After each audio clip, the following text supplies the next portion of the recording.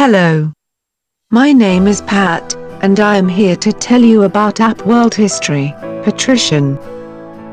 The term patrician, Latin, patricius, originally referred to a group of elite families in ancient Rome, including both their natural and adopted members. In the late Roman Empire, the class was broadened to include high council officials, and after the fall of the Western Empire it remained a high honorary title in the Byzantine Empire. Medieval patrician classes were once again formally defined groups of elite burgher families in many medieval Italian republics, such as Venice and Genoa, and subsequently patrician became a vaguer term used for aristocrats and elite bourgeoisie in many countries. The word patrician is derived from the Latin word patricius, plural patricia, which comes from pates, the plural of the Latin word pater, father. Pater was one of the terms applied to the original members of the Roman Senate.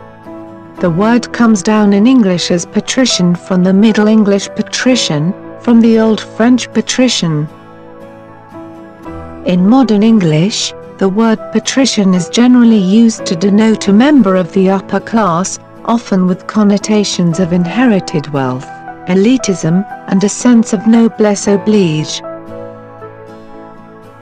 According to Livy, the first 100 men appointed as senators by Romulus were referred to as father, paters, and the descendants of those men became the patrician class. The patricians were distinct from the plebeians because they had wider political influence, at least in the times of the Republic. Patricians were bestowed special status as Roman citizens.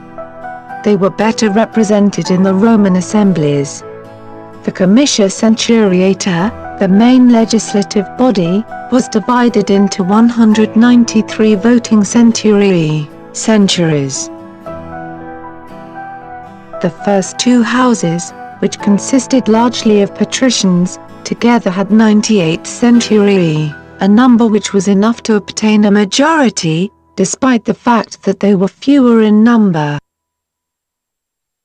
That meant that if the patricians acted in concord, they could always determine the result of the voting of the People's Assembly.